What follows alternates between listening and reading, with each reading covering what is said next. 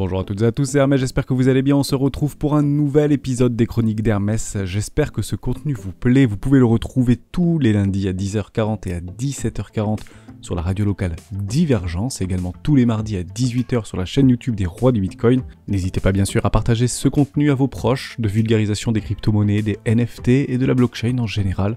Je vous souhaite de passer un très agréable moment. Ciao.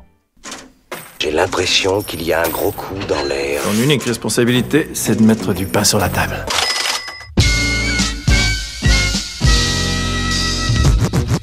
Des infos relatives à des valeurs cotées en scène représentant un potentiel de hausse absolument énorme et un risque de baisse extrêmement limité. Il lui a suffi d'inscrire le mot Bitcoin. Moins 30% sur Bitcoin, c'est moins 50% sur des cryptoactifs généralement. Une monnaie numérique, une monnaie électronique, une monnaie virtuelle, une monnaie décentralisée, une crypto-monnaie.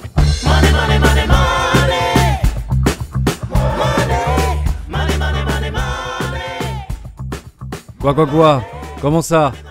C'est quoi ça encore cette histoire? La blockchain. Non merci, j'en veux pas. J'ai tout ce qu'il me faut. Ça m'intéresse pas. Ah tiens. Je viens juste de recevoir le remboursement de mon dernier billet de train.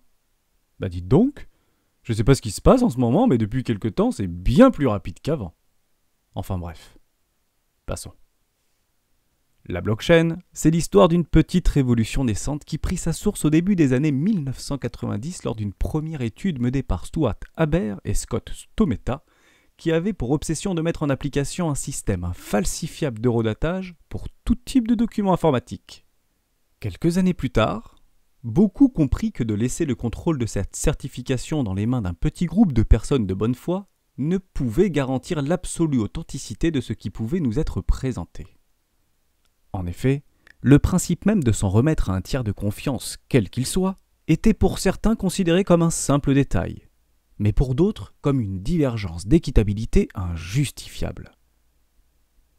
Il en a fallu du temps pour qu'un certain Satoshi Nakamoto parvienne à conceptualiser cette idée du tout décentralisé, qui sur le papier semblait presque inatteignable, et enfin toucher du bout du doigt l'aboutissement de ce qui pouvait devenir la plus importante révolution technologique du XXIe siècle, la blockchain. En tendant l'oreille, il se dirait même que notre Arthur des temps modernes aurait ici trouvé le Graal qui nous sauverait tous de notre plus grand ennemi trop vite oublié. Celui même qu'un ancien président de la République française avait osé ainsi qualifier, je cite, « Notre véritable ennemi, c'est la finance mondiale ».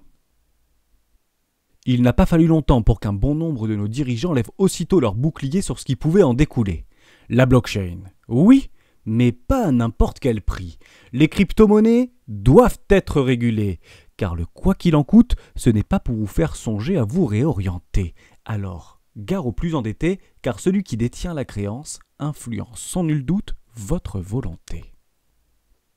Et c'est bien ici que les blockchains ont donné bien des idées, car dans les termes les plus simples, une blockchain est une série d'enregistrements de données immuables, infalsifiables et datée qui est gérée par un groupe d'ordinateurs dont le vôtre, si vous le souhaitez, et n'appartenant à aucune entité.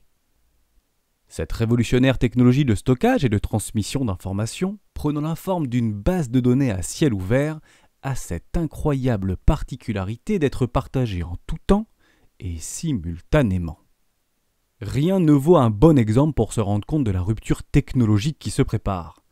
Alors que jusqu'à présent, l'échange de fichiers informatiques se résumait à un simple copier-coller, en envoyant par exemple un document, une photo, une vidéo ou encore vos pictos les plus rigolos, on peut désormais en transmettre la propriété.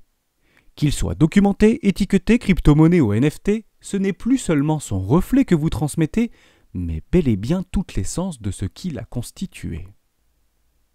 Alors, ne soyez plus étonné de recevoir un dédommagement sur l'achat de votre dernier billet de train dû au retard de ce dernier. Inutile d'envoyer une liasse de documents dans l'attente d'un retour dans les plus brefs délais ou encore de jouer à l'autre bout de fil avec votre taux de nervosité. Car à présent, votre bonne foi n'est plus à démontrer et votre remboursement se fera d'une façon instantanée. Car fort heureusement, la blockchain s'en est tout simplement occupée.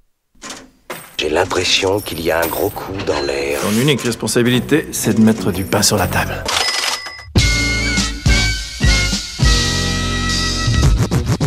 Des des infos relatives à des valeurs cotées en scène représentant un potentiel de hausse absolument énorme et un risque de baisse extrêmement limité. Il lui a suffi d'inscrire le mot Bitcoin. Moins 30% sur Bitcoin, c'est moins 50% sur des cryptoactifs généralement. Une monnaie numérique, une monnaie électronique, une monnaie virtuelle, une monnaie décentralisée, une crypto-monnaie. Money, money, money.